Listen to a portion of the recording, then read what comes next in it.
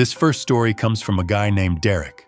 In the summer of 2021, Derek booked an Airbnb in the mountains of North Carolina. It was supposed to be a romantic getaway for him and his girlfriend, Jenna. The listing looked perfect. Photos of a log cabin, a hot tub overlooking a valley, and a fire pit. The price was suspiciously low, only $40 a night. Derek thought he had just found a great deal. He did not find a great deal. They arrived around 10 p.m.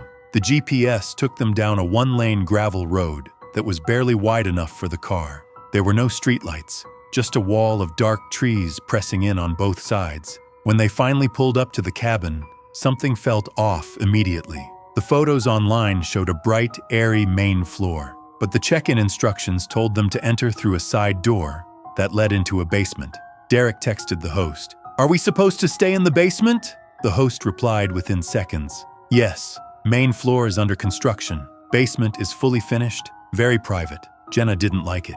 She stood by the car with her arms crossed while Derek unlocked the basement door. He flicked the light switch, and the room wasn't terrible. Concrete floors, but new furniture, a king-sized bed, a mini fridge. But there was one detail that made Derek stop walking. On the far wall, at chest height, there was a small, round hole, about the size of a quarter. He put his eye up to it. He couldn't see anything, just blackness. He assumed it was an old wiring hole. Around midnight, they went to sleep. But at 2:17 a.m., Derek remembers the exact time because he looked at his phone. Jenna shook him awake. "Someone is whispering," she said. Derek listened. At first, nothing, just the sound of the air conditioner. But then, he heard it, faint, rhythmic, coming from the wall directly behind the bed. It wasn't English. It sounded like Latin or some old chant. A single male voice, barely audible, repeating the same two syllables over and over. Derek pounded his fist on the wall. The whispering stopped. Silence for 30 seconds.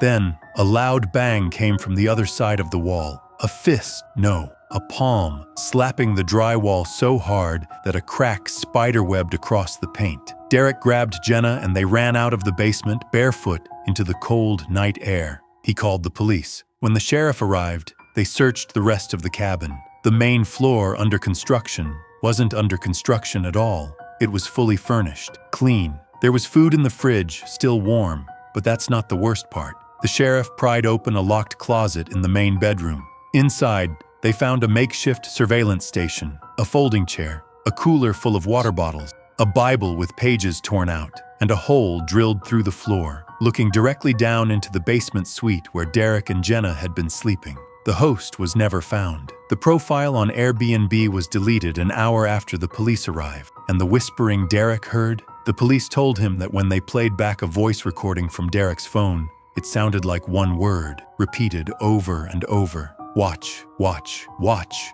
Derek still doesn't sleep with his back to a wall.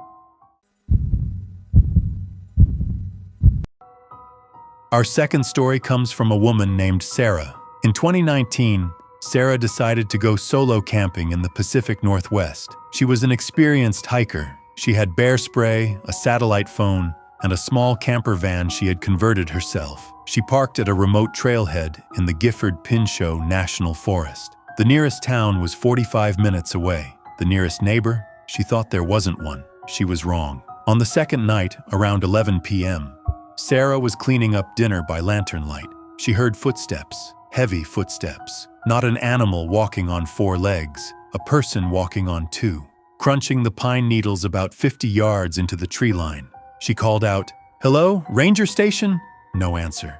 The footsteps stopped. Then, a flashlight beam clicked on. It swept across her campsite, paused on her face for 3 seconds, and then clicked off. Sarah got in her van. She locked all the doors. She sat in the driver's seat, engine off, watching the tree line through the windshield. For an hour, nothing. Then, she heard a scratching, not on the door, on the roof. Something was on top of her van. She started the engine. The scratching turned into violent pounding. 2 fists slamming down on the metal roof, leaving dents. Sarah threw the van into reverse and floored it. She heard a thud, the sound of a body falling off the back. She drove 2 miles down the dirt road before she stopped to check her rearview camera. The camera showed a man. He was standing in the middle of the road, about 100 feet behind her. He was wearing a dirty white t-shirt and jeans, no shoes, and he was smiling. But it wasn't a normal smile. His mouth was open way too wide, wider than a human jaw should open. Sarah called 911. The dispatcher told her to keep driving until she hit the highway. She did. When the police went back to search the area, they found her campsite destroyed. The cooler was smashed, the tent was slashed open, and on the side of her van, carved into the paint with a knife, were 3 words. They never caught the man, but 4 months later, a hiker went missing in that same forest. They found her backpack 2 miles from where Sarah had been parked. Inside the backpack was a Polaroid photo.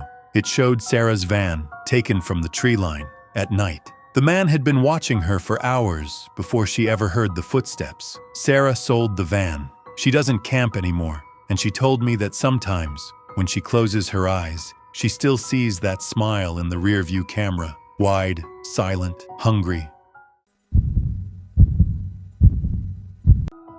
Our final story tonight is the one that gives me chills just writing it. This happened to a family of 4, Mark, Lisa, and their 2 kids, ages 6 and 9. They were driving from Ohio to Florida for spring break. They stopped at a motel just outside of Savannah, Georgia, because the kids were exhausted and Mark didn't want to drive tired. The motel was a small, independently owned place, 10 rooms, a flickering neon sign that said vacancy. The clerk at the front desk was an old man who didn't smile. He handed Mark a physical key, not a card, an actual metal key, and said, "Room 7, don't open the door to room 8. It's not for guests." Mark laughed, thinking it was a joke. The clerk didn't laugh back. They got to room 7. It was dated but clean. The kids brushed their teeth and fell asleep immediately in the double bed. Mark and Lisa stayed up watching TV with the volume low.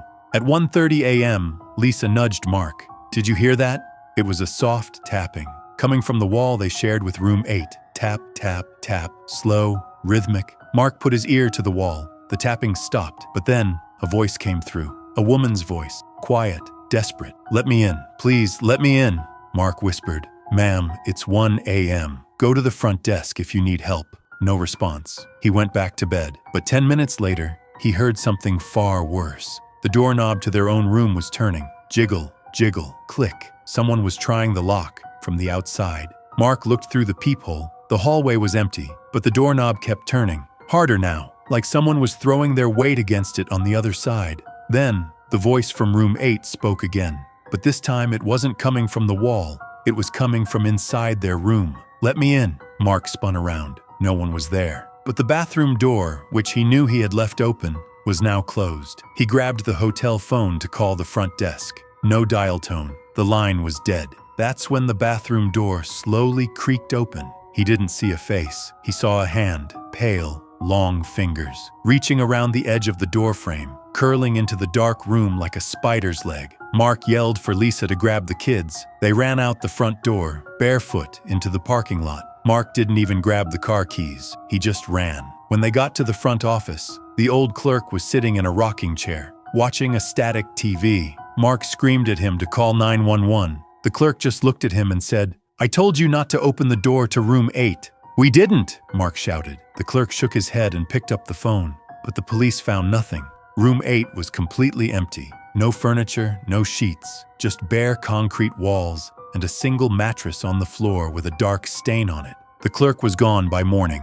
The motel sign was turned off, and the owner, the actual owner, told police that no old man worked there. To this day, Mark doesn't know who or what was in room 8, but he remembers the hand and the voice coming from 2 places at once. They drove the rest of the way to Florida without stopping, and they never, ever stay in motels with physical keys anymore.